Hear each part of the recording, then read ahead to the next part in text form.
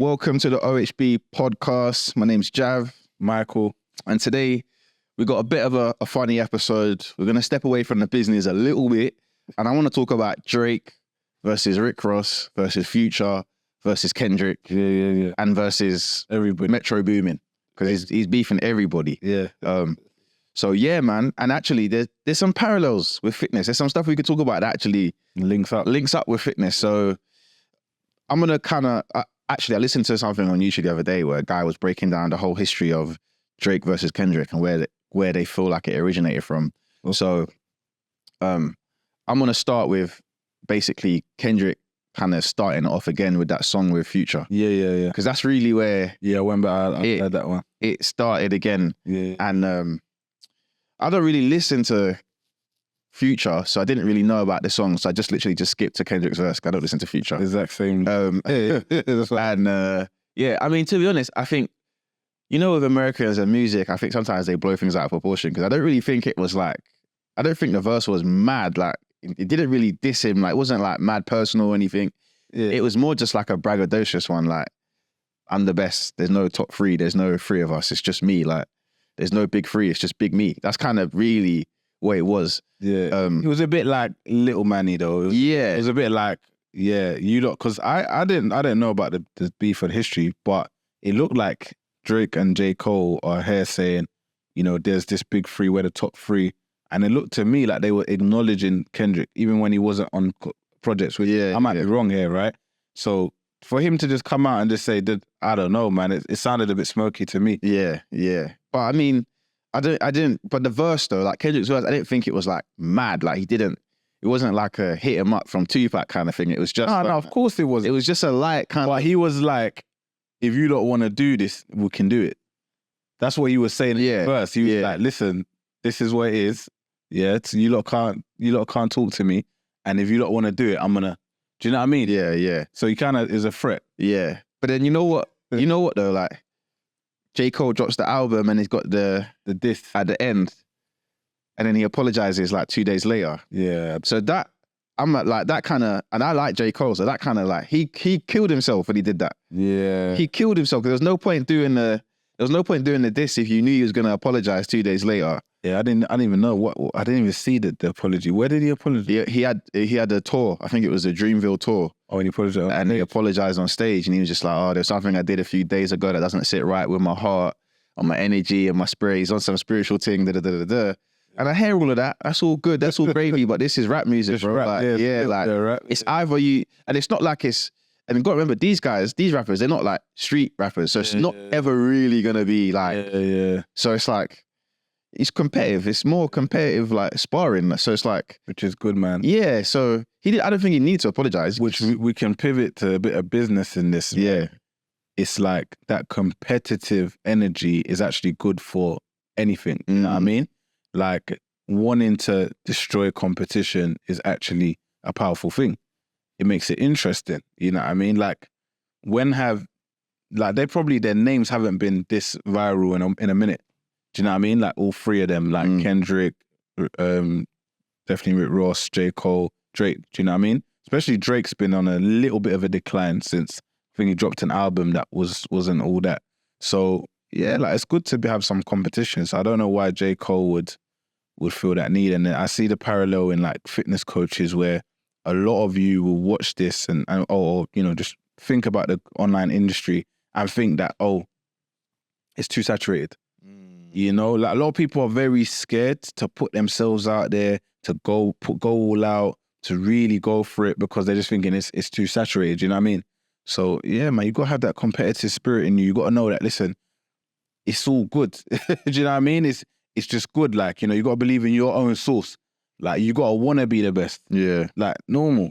And I think that, a lot of, if we stick here with the coaches for a second, I think a lot of coaches, they have that fear around their content being compared to other coaches and da. But I think that, it's obviously a lot of it is built out of insecurity, and a lot of people actually don't want to work hard, because it's hard work to be the best. Yeah. And there's a fear of, okay, I've actually got to put in some hard yards to make this work. Yeah. And if you got a fear of that, then you're never going to really get to where you want to get to anyway. So it's a mindset thing as well, man. Yeah. It's a mindset thing. Yeah. So then, obviously, Drake's come back with the push-ups.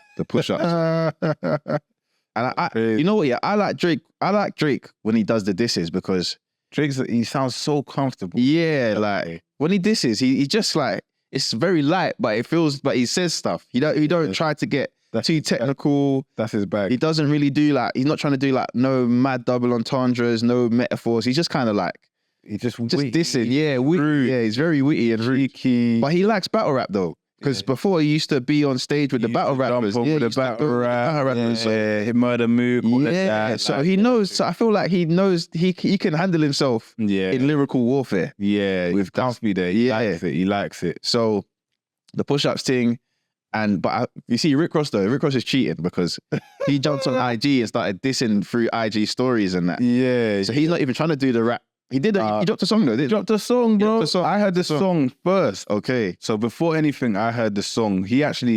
Before Drake actually brought up Rick Ross properly. Yeah, because somehow I feel like, and I don't know actually what came out first. We'd have to look into that. But yeah, I think Drake might have mentioned him on the push-ups if that was before Rick Ross. But anyway, the Rick Ross, he went straight at Drake. He went hard. You saying that he bought abs or something? Yeah.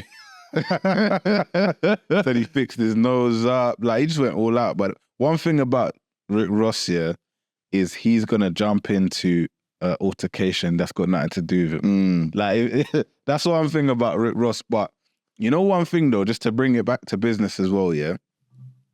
One thing I learned about some of the best guys out there, yeah, in terms of business or whatever, is that they never stop fucking marketing, bro. Like, they never stop fucking marketing. So whatever they're doing, yeah, like I've just seen his stories, like, because I heard the diss track, and he's just got the Bel Air bottles there. You know what I'm trying to say? He's just plugging away. He's put the diss track. He's the first of everybody to put the diss track on Spotify. Like, do you know what I mean? Drake's one was just like, he pretended it got leaked, all of that. He's put it on Spotify. He's just thinking about the money at all times. You understand? So I think that's something that you can. There's a big takeaway as well that I learned, that like, just keep marking, just keep going. Yeah, and it's trend hopping as well because Rick Ross starts to dissing on IG stories. Yeah. He's not even really the in the middle of it, but then he's in it now, and he's just used it, and it's only to help himself and his business. I don't even think he really cares about Drake like that. Yeah. Like, I don't think it's nothing serious to him. Yeah. So I think he's hopped on the trend and he's kind of made something out of it, which again, we could even relate that to fitness. Like, coaches, if you wanna ever spike your views or something, just hop on a trend real quick.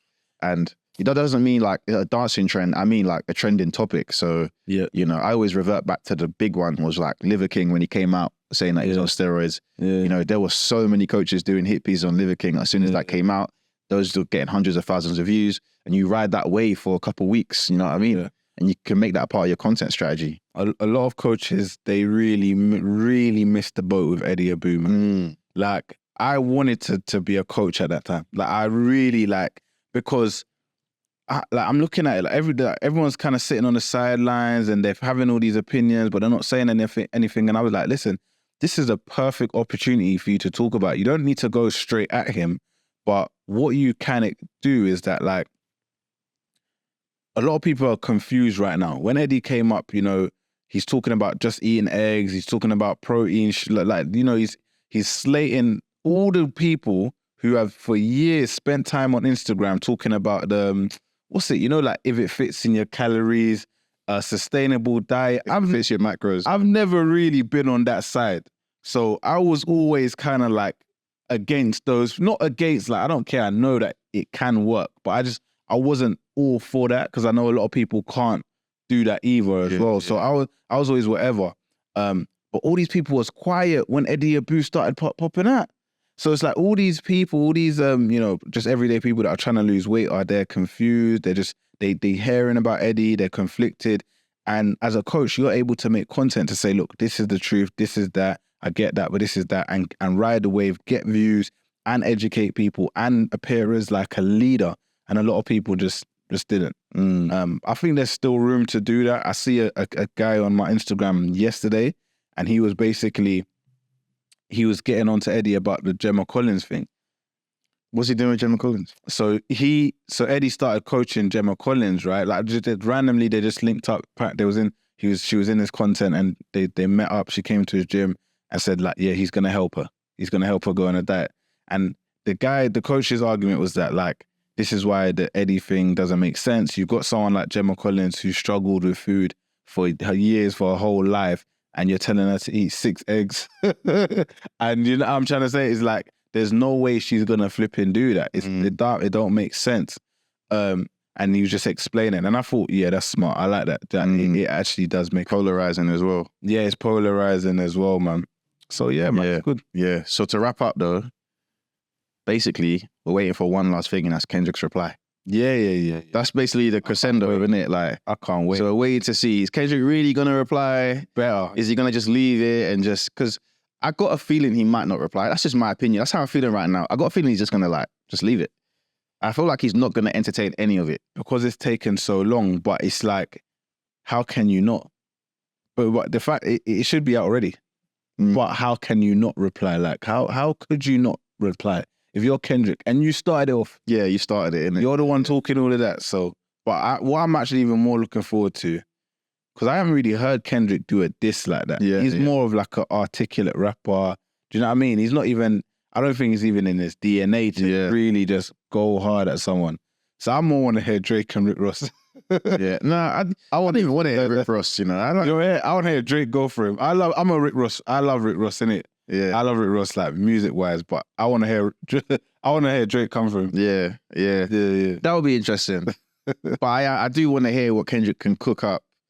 Because, you like you said, you never really seen him in that arena. No. It's always just light jabs, and he's never, like, gone for Drake like that. It's always been, like, little sneak disses. And because battle rap's different. You got to be cold, man. Yeah. And it's not about being, like, witty, mad. Yeah, it's not about being super lyrical, and it's more about, like, what you say, how it comes across, even the beat selection. It's the mix, innit? Yeah. Think of, like, Ether, right? Ether by Nas is, like, the best example of, like, someone that was very lyrical, but he had that energy. They brought it back and just went straight for the kill, or like straight for the neck, bro. Like, everything was just straight for the neck.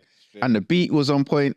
I think when you're making a diss track, the beat is so important, bro. Yeah. Like, the beat has got to be on point, bro. That's why I like Rick Ross's this. Yeah.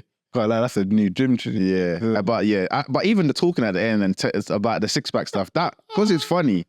And, you know, guys hate being laughed at, bro. So everyone's this, and they're laughing at Drake, bro. And I feel like Drake, you know, Drake's got insecurities, bro. So you know that one burnt him, and that one burnt him. But yeah, man, just a quick episode, something a little bit different, still relative and related to fitness. So don't forget to like, share, subscribe, and hop on some trends this week. It might help change your business. All right, it's the OHB podcast. Boom, over and out.